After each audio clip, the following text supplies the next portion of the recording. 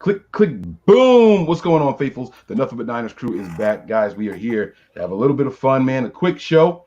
Going to be a quick hitter, but we have to go through the formalities nonetheless, all right? So, guys, thank you for checking us out here on the YouTube page. If it's your first time here, make sure you hit that like and subscribe button. We want to make sure that you guys know exactly where we're going live. Today's show did not have a warning. You didn't get the 2-hour warning. That's why it's very important you have your notifications turned on. So if you don't, make sure you do. Turn on those notifications, all right?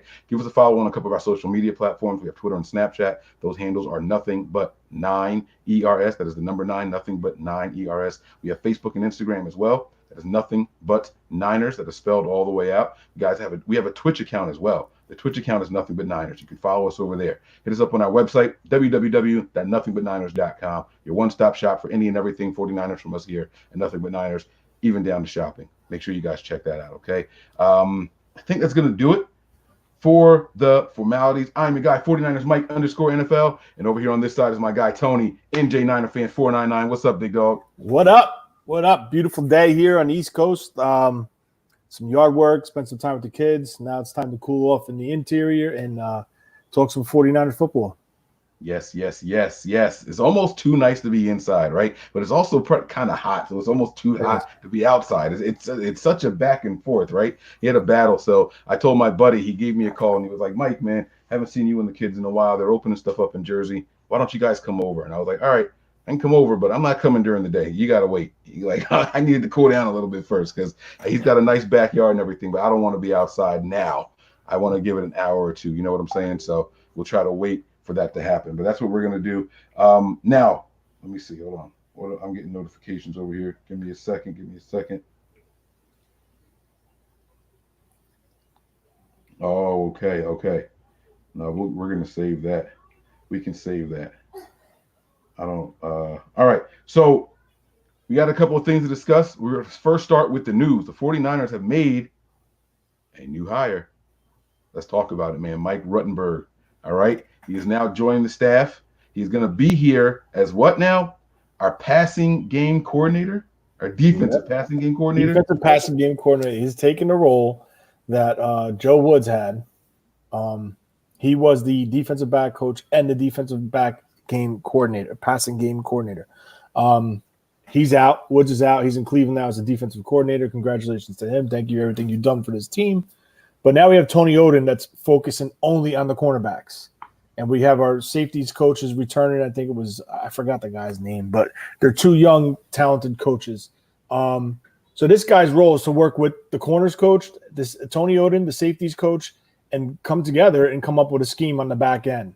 Once again, they keep it all in scheme, not in-house, in scheme with bringing in someone that Saleh's previously worked with in Jacksonville.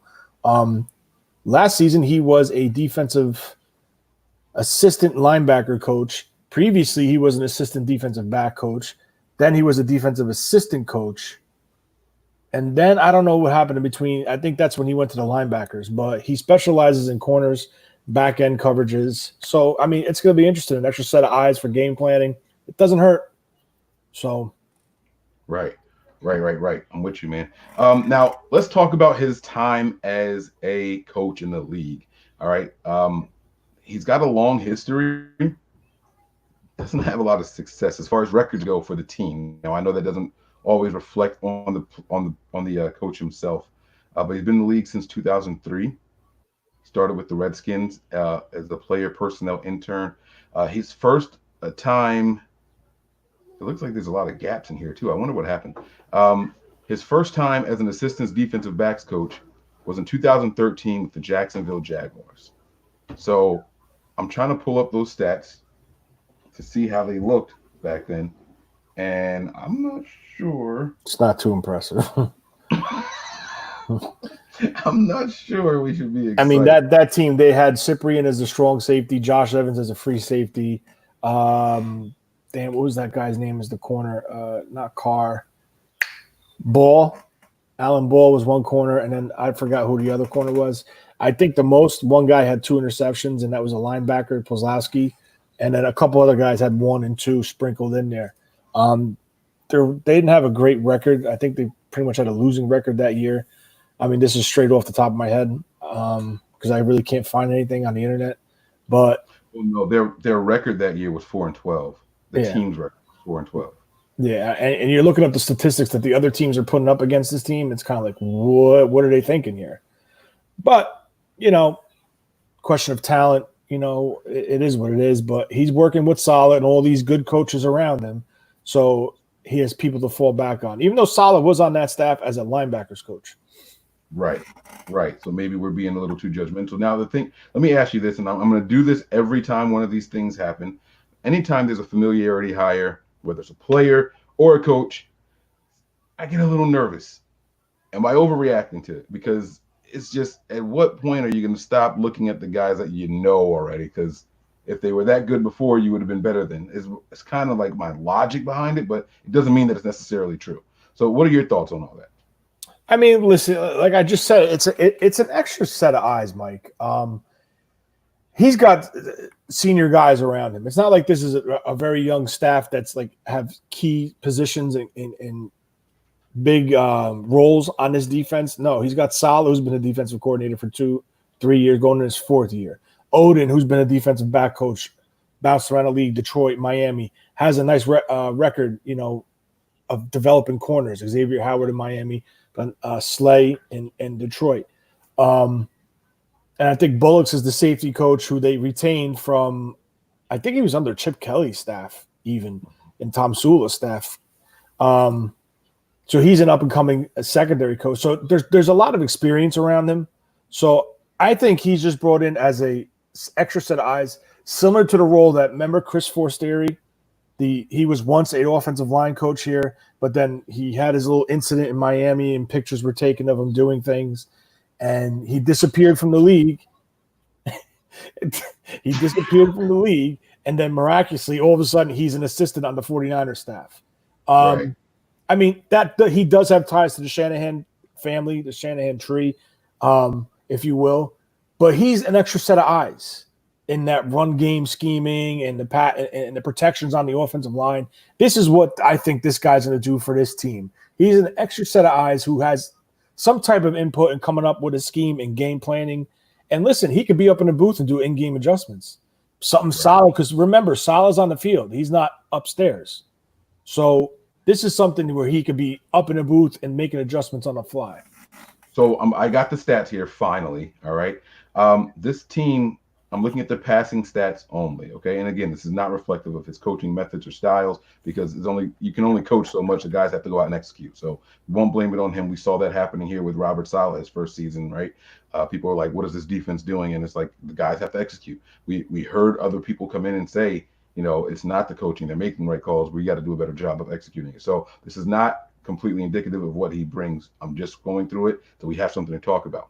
That year, they were 22nd in allowed completion percentage at 64.2%. They gave up 29 touchdowns. They had 11 interceptions. The passer rating against them was 96.5 that year. Are there any other interesting stats? They allowed 200. Is that right? 200 first downs? Yeah, by passing. That's kind of crazy. Teams passed on them a total number of 551 times. It's not that bad of a number, actually. So that's in 2013. And again, he was a DB coach there for a long time, 2015 and then 2016. He was upgraded to just a defensive assistant coach. So if we look through the numbers for the next year, 2014, give me a second, just click it. There we go. Let's see if they improved. Let's start with the completion percentage allowed. Look at the 49ers at the top of the list every time. I forgot that these were the years that we were like dominating, right? Like the 2013 year. That was right after the Super Bowl. We thought we had another shot. All right. Jaguars are at 65.6% completion percentage, right back where they were. Another 541 allowed. All right. Now the interceptions went down. The touchdowns went up. 24 touchdowns to 6 interceptions. Not looking good. Not looking good. And then let me pull up 2015 just to see.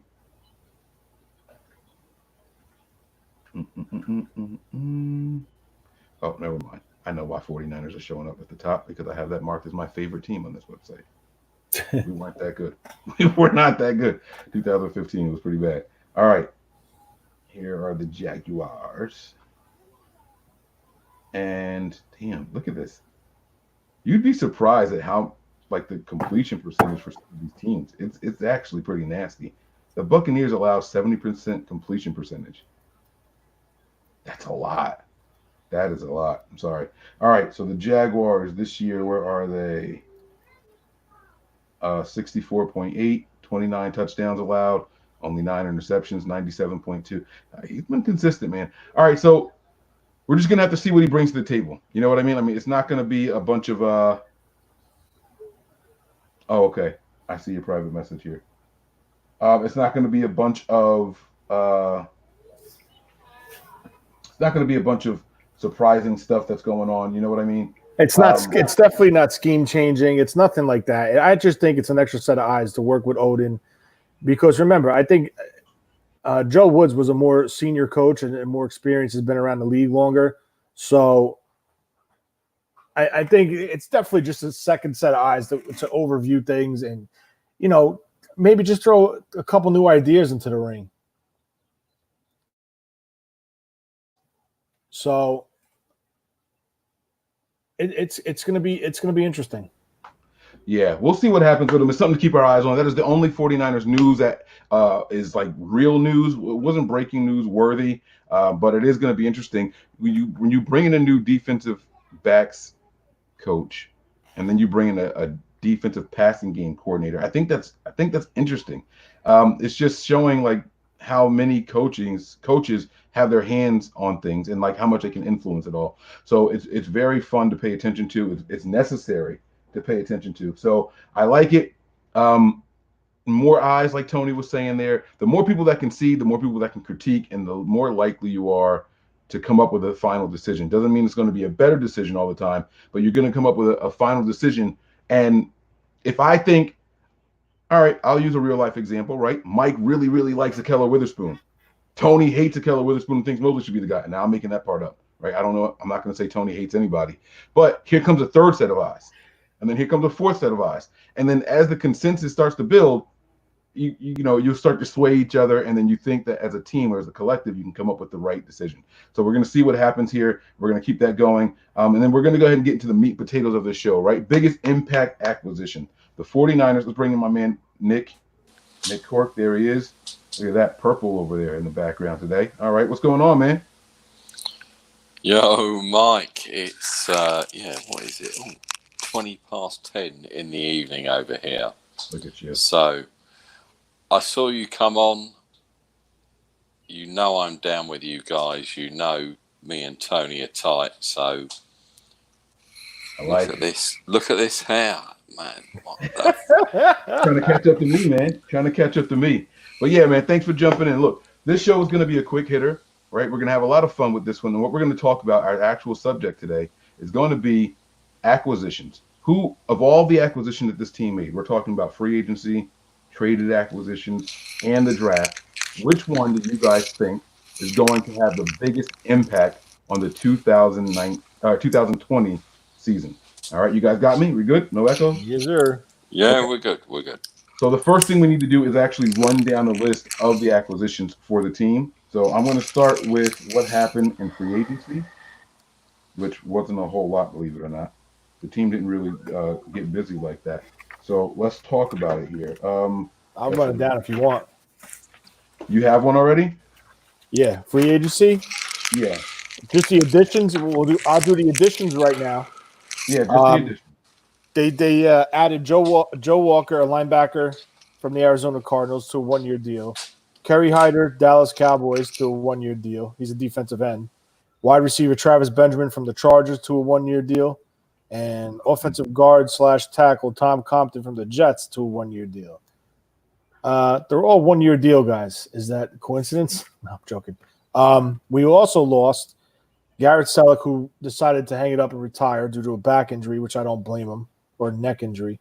DeForest Buckner, obviously, we all know, was traded for the 13th pick in the first round to the Indianapolis Colts. And Mike Pearson, who also had injury issues with back and neck, He was released on April 1st, 2020. And no, it's not an April Fool's joke. Yeah, so not a lot of off-season acquisitions in free agency. Go ahead, Tony. What is it? No. Now you want me to do the draft? Yep, we'll run down the players in the draft now. So in the draft, 1 second, let me flip to my page. All right. I'm not going to do the trades and all that stuff, but basically in the first round, we picked up two players, two specific needs that needed to be filled. Javon Kinlaw, the defensive tackle from South Carolina, 6'5", 320. If you saw our draft breakdown show, you should know everything you need to know about him. Brandon Ayuk, wide receiver, 6'2", 205 from Arizona State. He was picked number 25. In the fifth round at 153, we took Colton McKivitz, a guard tackle combo guy, 6'5", 310. He projects probably inside the right guard, and he's going to compete with Brunskill and Compton for that right guard spot for now. The sixth round, 190 overall, tight end Charlie Warner, 6'4", 245 from Georgia. And the steal of the draft, in the seventh round, 217 overall, Juwan Jennings, wide receiver from Tennessee, 6'3", 215.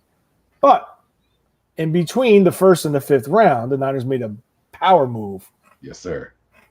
And they picked up Trent Williams to replace the retiring Joe Staley for a fifth-round pick this year, 156 overall, and a 2021 third-round pick. Can you say they stole him? Oh yeah, it's been documented. It's crazy. I understand he's on a one-year deal. I understand there was concerns with him of a locker room guy, but clearly, if I was that type of person, if I was that player in that scenario, and they mishandled me, I'd be pissed the hell off too. Yeah, no, there's an active. I just heard about this actually. That we're not far from the DC area. There is an active warrant out for John Lynch and his arrest because of how he robbed from the Washington Redskins. I mean, he just flat out stole from them. And so that warrant is going to have to be served at some point. Now, fellas, we went down the long list, all right? Again, just over free agency, it's not a lot of guys. Travis Benjamin, Tom Compton. Who was the other guy that used? Kerry Hyder. Kerry Hyder, Joe Walker, Kerry Hyder, Tom Compton, Travis Benjamin, all one-year deals. Yes. And then it was the draft class. All right. The draft class includes getting Trent. I need you guys to give me one name off of all of that. That's it. I'm telling you, when I say it's gonna be a quick show, it's gonna be a quick show. Now, in the description of today's video, I typed in there guys who weren't with the team last year and able to make an impact. Now, do we want to include guys who were on IR that never touched the actual playing field, such as Jalen Hurd and Jerick McKinnon? They weren't acquisitions, but I would just do straight new acquisitions. Just new. Okay. Yeah, you can't. Right. I don't think you can include people that are on IR, Mike. To be honest. All right. Nick, go ahead, buddy. You're up first. Yeah, thanks, Tony. Yeah, no pressure. Javon Kinlaw. Yeah. I mean, seriously, I don't think this defense is going to miss a beat with Buckner going. The dude is ready. He's going to produce.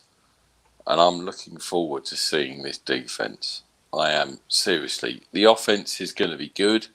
We know what they've brought in. And don't get me to do who's going to be my top 7 wide receivers, because that's not happening. And yeah, the defense isn't going to miss a step. I'm looking forward to it. It's going to be nasty. Mm-hmm. You know, it's hard to disagree there, right? You look at the snaps that left and which acquisition is likely to be thrust in to get those snaps, and you would naturally kind of conclude that that's likely going to be the situation in the case for how the team can. You know what I mean? Like that's going to be the guy most likely to make a bigger impact because there's more opportunity for him, right? So Kinlaw, you kind of naturally throw in there. That's a really good one. You got Buckner leaving, and how many snaps did Buckner play last year? It had to be north of 800. 9 something, I think. Right. So there's 900 snaps for Kinlaw to potentially get. Now, a lot of people say, oh, he's a rookie. It's going to be more of a rotation. But still, I mean, you're rotating that guy. He's a first-round pick. Even if you cut it down, what are you looking at? 500-600 snaps. So it's a lot of opportunity for him to make a big impact. I like that pick, Nick. All right. You say that. Sorry, Mike. You say that, but look how many snaps D Ford, Alexander, Bosa took. Mm-hmm. You got to even it out. It's But limes and lemons. It's all of those guys play different positions, though. oh yeah, I get that. But who's gonna? To me, I think Kinlaw's going to have the biggest impact this year on defense. I think he's going to ball out and he's really going to bring it. Yeah. I actually think I have to be careful how I say this. I actually think his style of play fits Koseric's scheme better than Buckner, meaning violent, strong, physical. I think it's not taken away from Buckner. Buckner was a finesse pass rusher, but you're talking about violent. This dude's violent. He's like, he's not going to swim you. He's just going to put his hands on your chest and just run your ass right back into the quarterback. Time in and time out. So there are a little couple concerns though with him, and we touched about this big time on our draft show, the live one in the post. Just the knee, the tendonitis in that knee is a little scary to me, but listen, we got him. He's in there. He's a physical presence. He's a maniac. He's strong as a bull. Long ass arms. Let's see what he can do. All right, Tony, you want to give your guy, or you want me to go? You can go. All right, so I'm going to kind of piggyback on the idea from Nick that, someone missing a lot of snaps and then his replacement coming in here, right? I'm going to go with Brandon Ayuk.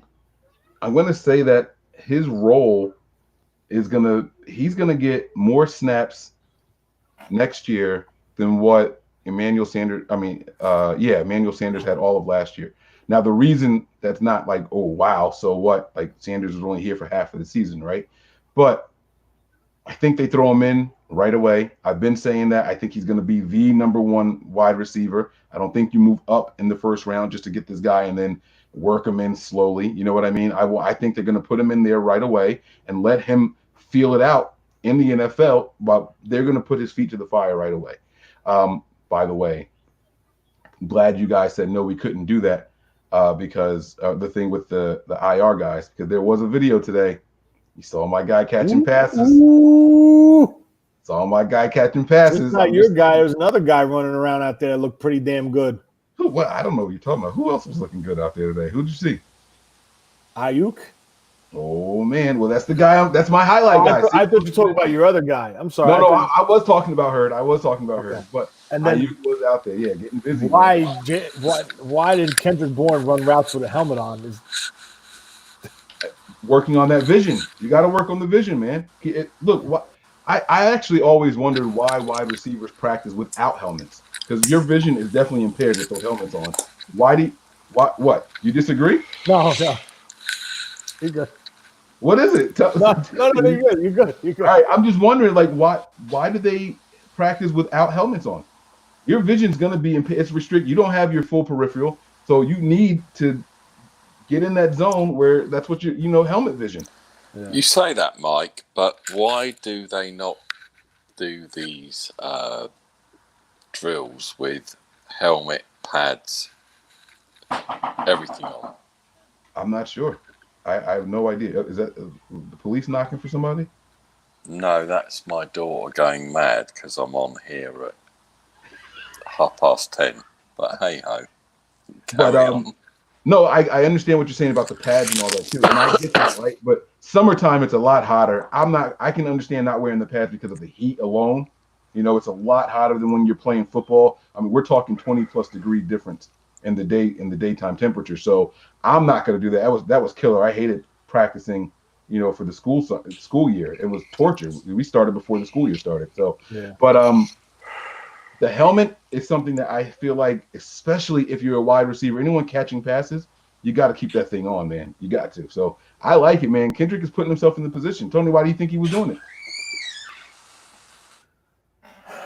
Why do I think he's doing it with the helmet? Mm-hmm. I think he's just trying to get himself into it mentally. Because you got to be honest with you. Anyone could run a route.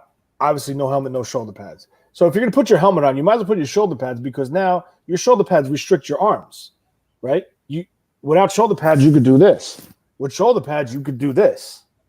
So, I just thought he was good. I thought he was goofing around, to be honest. But listen, he could have a training thing that the way he likes to train, his style, it is what it is. He looks good. More power to him. I just thought it was odd that he had a helmet on and nobody else did. Yeah. I hear you. All right, so give us your guy, man. Brandon Ayuk is definitely the guy. He's going to come in here. He's going to be a 1,000-yard receiver year one, 16 touchdowns. Ooh, yeah.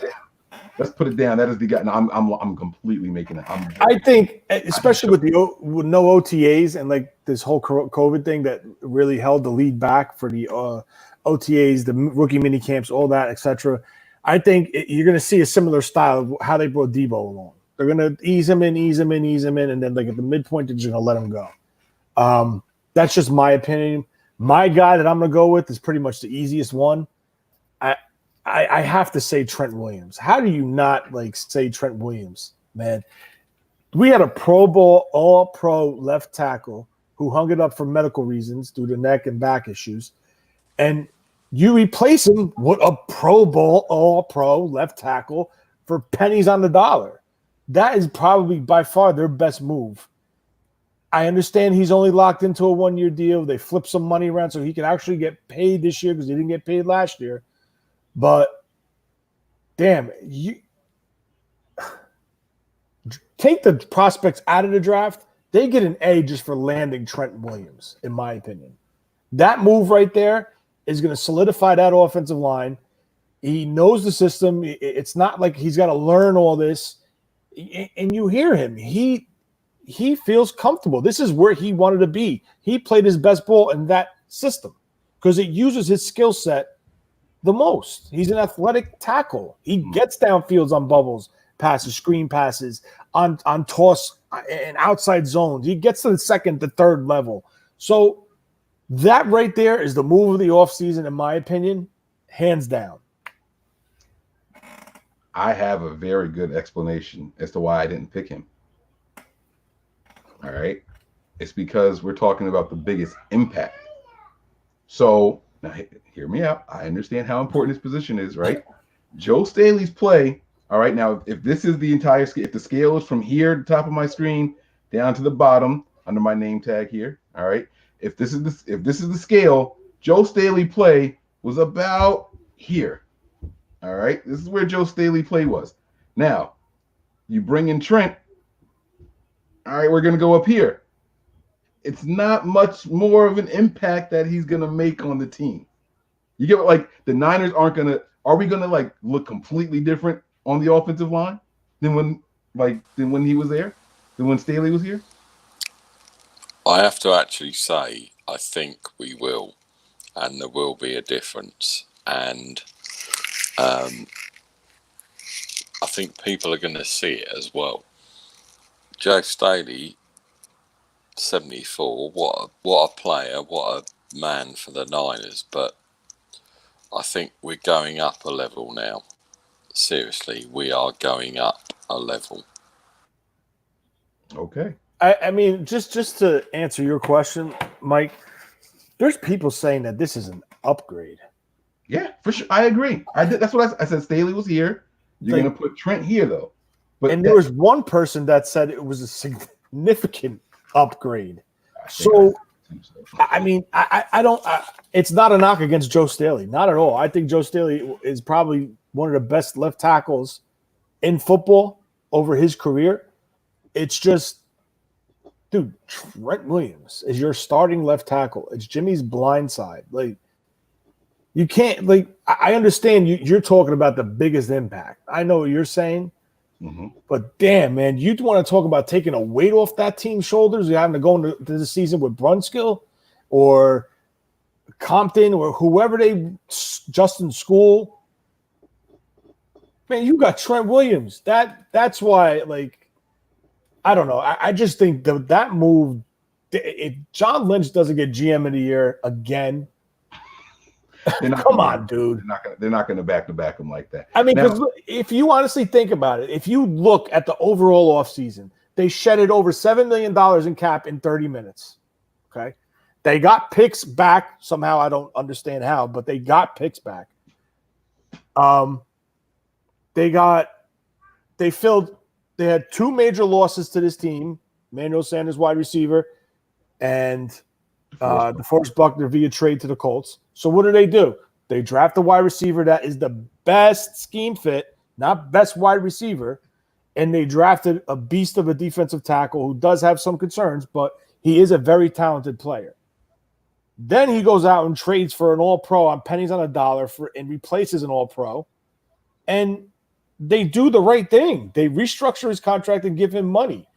This organization, I think this is going 100 times better than what Jed York ever thought it would be as far as up front in that front office. Not Kyle. I'm talking about the guys up top that are putting this team together, working with Kyle to assemble this roster going forward. Executive staff, yeah. I get you on that. I agree with you, man. I agree. I just don't think the league is going to give it to him twice in a row. Sean says Williams is better than a draft pick because he has proven absolutely there was no draft pick that you were going to get for what we gave up for him, especially that's going to come in and do what he can do right away. So I completely agree there. Here's a really good comment here, and this is something that I wish we knew who was going to be playing there for sure. We don't know if it's going to be a new acquisition or someone that's already on the roster, but Person not playing guard will be the biggest difference. Imagine Person coming out and someone else going in, like a rookie going in there. What if that what was it, our third, fourth? Who was our third, fourth pick? It was the guard, right? Another lineman. What, this year? Yeah, in the draft. It was Colton McKivitz. Imagine plugging him in at guard to take Person. Honestly, Mike, I wouldn't be surprised if he wins that right guard spot. But what I'm saying is, if he does that, he's taking a lot of snaps. He's going to be, if he can earn it, he could be stronger. He could be faster. You know what I'm saying? Than Person was. Person was just okay. The same scale, from my nameplate to the top of my screen, Person was probably down here somewhere. If this guy comes in here and he's playing in the middle of the field, it's a huge difference in the game, passing and running. So, I mean, he could be a good guy. The thing is, we just don't know who's going to get that role. So that's a very good point there, Ed Marion. I like that point there, man. I like it a lot. All right, guys. Do you have any honorable mentions? Any honorable mentions? We're going to wrap this thing up. I told you guys it was going to be a short one. We just crossed the 30-minute mark, but we're going to wrap this thing up. Any honorable mentions? Any new acquisitions that you didn't say was your biggest one? And it can be someone that was already said. So if you all want to jump on the Brandon Ayuk train, I'm here for it. It's okay. You can give me the honorable mention of Brandon. That's all right. But any honorable mention that someone that you consider taking over the guy that you named? We'll go with Nick first again. Charlie Werner. Liking the tight end guy, huh? I've looked at his tape. I've looked at it, and I'm not saying he's gonna push out Kittle, but that dude is special. Don't Seriously. sleep on him. Special. I'm telling you now, you will see him a lot in this offense this year, and people will be like, why are we paying Kittle? I don't know about that. Seriously, don't sleep on Nick Werner. Cork does not express the thoughts and opinions of the Nothing But Niners. I'm not saying don't pay Kittle, but what I am saying is, if he comes alive this year, are they going to pay Kittle what he wants? That's my feeling on it. Okay. All right. Now, Tony, he said Warner. He said he's going to get a lot of playing time. You said right away, don't sleep on that kid. Yes. Now, we know that Garrett Selleck left. He was originally supposed to be tight end 2, but he didn't play all season anyway, or if he did, it was very, very minimal. He ended up retiring. And that leaves Ross Dwelley as that tight end 2. Do you think this guy can come in here and surpass Ross Dwelley on the 49ers depth chart? I think he could. Number one, just from a blocking aspect of the game, and it's going to take a load off of of George Kittle. It's going to allow George Kittle to go into his routes and run pass patterns to give another option to Jimmy, where there's been numerous games where they kept George Kittle into block and totally took him out of the offensive game plan when Staley went down to protect school. And even in the Super Bowl, there were times he was staying in the block. But I honestly like Nick's on the Kool-Aid for Mr. Warner. Warner is a good player. I think he's an even better blocker than Levine Toilolo was when he was here last year. But I'm going to tell you this: don't sleep on this kid. He has the ability to catch as a wide receiver. We all know what he could do as a blocker. He has that tough, hard-nosed mentality where he's probably was ranked the best special teamer in the draft. So you know what he's going to do day one. He's going to make his dollar, special teams, blocking. But I'm telling you, don't be surprised if they sprinkle him in to the offense as a pass receiver. Okay, this kid is a very talented kid.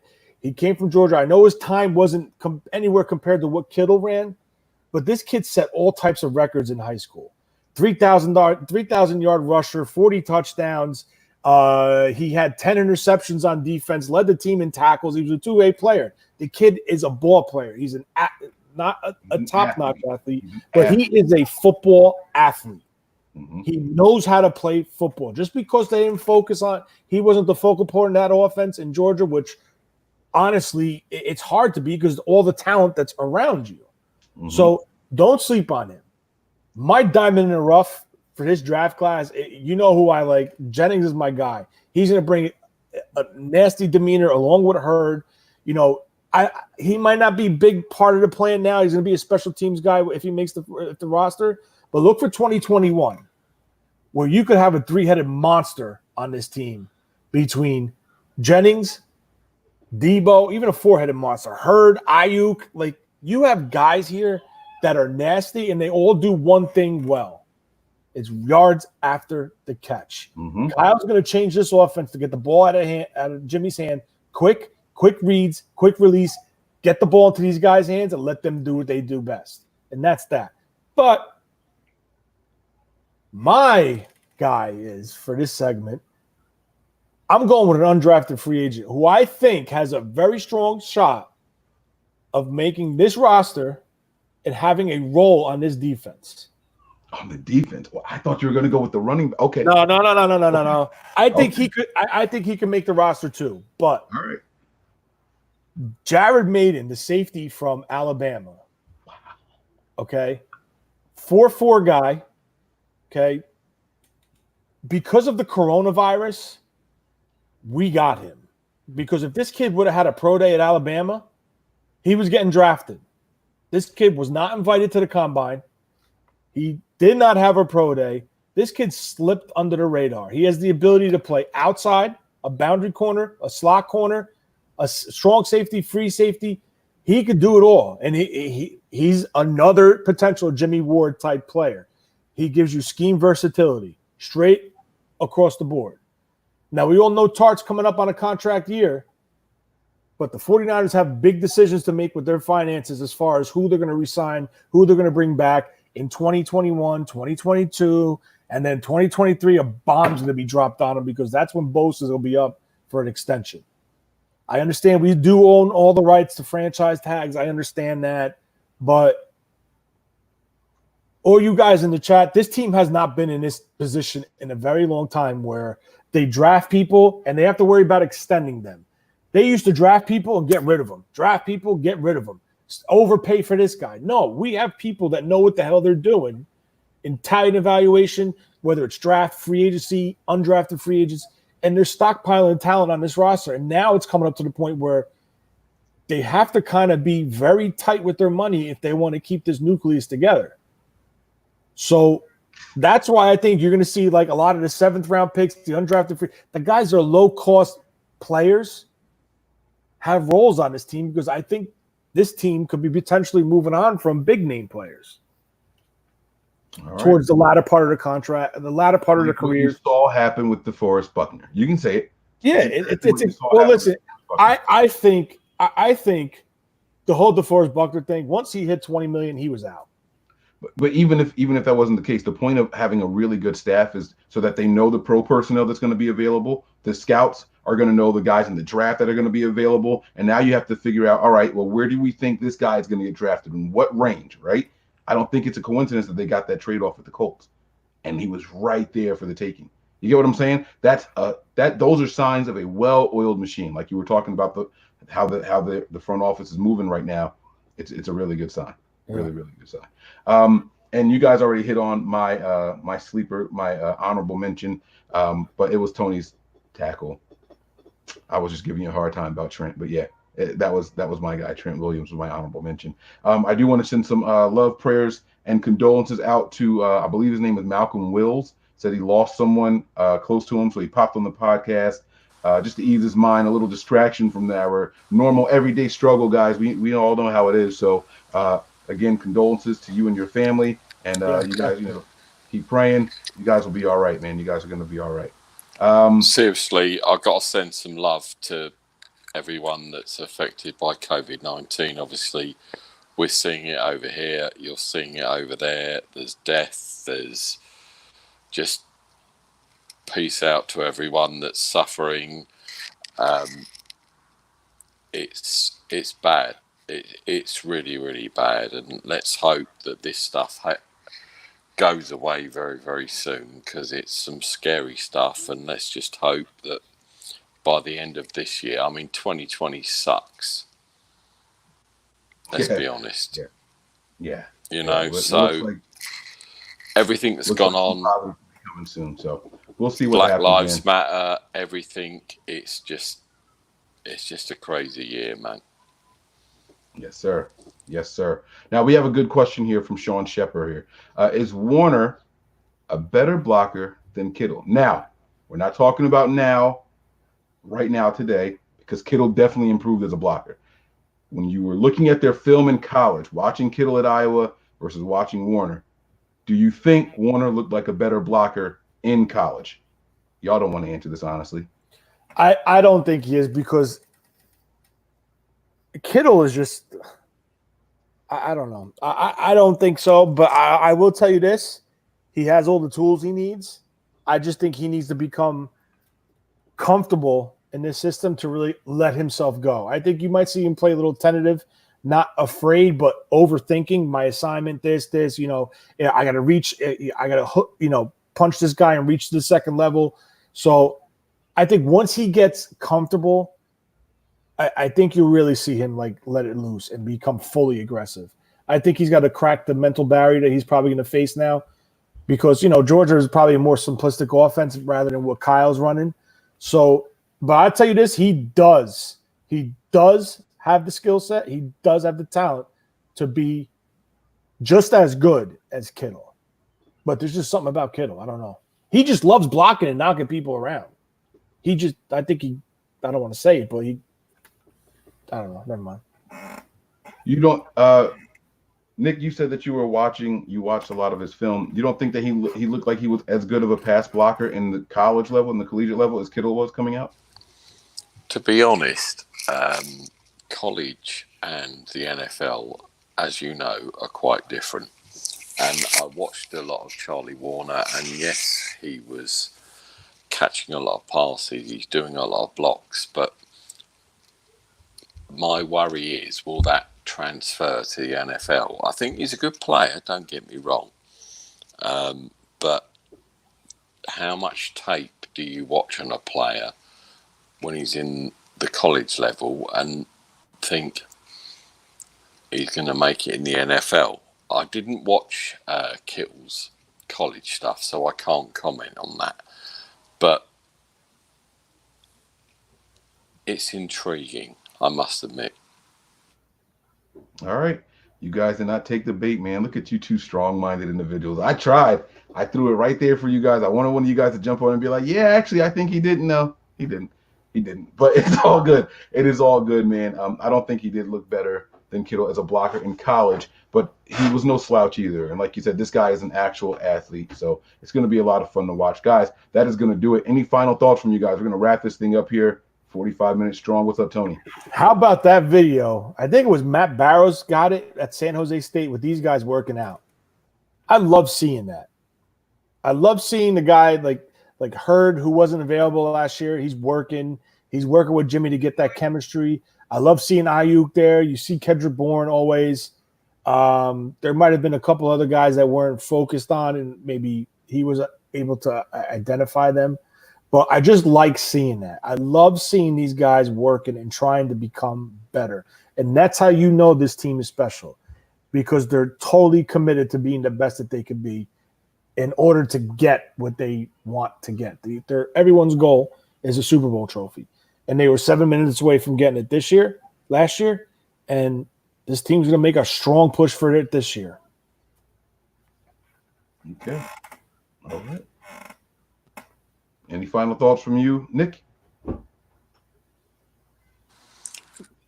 Yeah, my final thought is I hope I don't get killed by my wife or my daughter, because they're seriously giving me some thing. It's like 11 o'clock in the evening and they're banging on the door and I've got death stares. I've got everything. But hey, nothing but you Niners need to crew. tell them who you are. You're Alfred. That's it. I tried that, Tony. Trust me, I tried that, and yeah, it doesn't work. I'm just looking forward to some Niners football, some training camp and stuff. And yeah, my wife and my daughter can,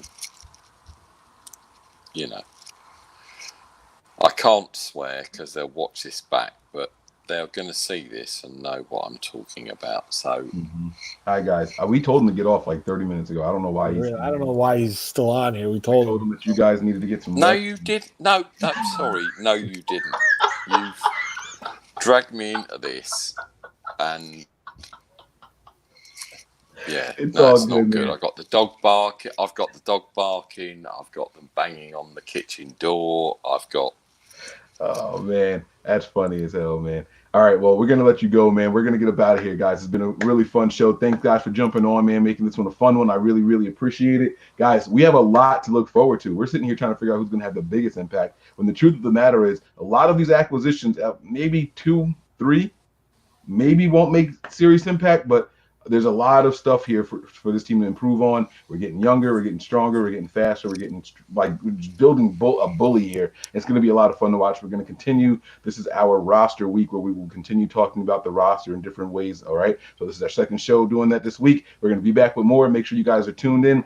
Like, subscribe. Make sure you guys leave comments and feedback, and telling other people to come follow your favorite 49er show. And if we're not if we're not the favorite 49er show, that's cool. Tell them to follow that one, and then tell them to come follow this one, okay? We're going to earn your respect at some point, all right? Guys, thank you all for checking us out. Fellas, thanks for joining. Look at him. He's having a little spot of tea.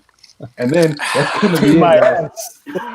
Tea my ass, exactly. Prepare for glory. Anticipate pain. But above all else, stay faithful. We'll give him an A for effort. Let's get out of here, guys. Peace.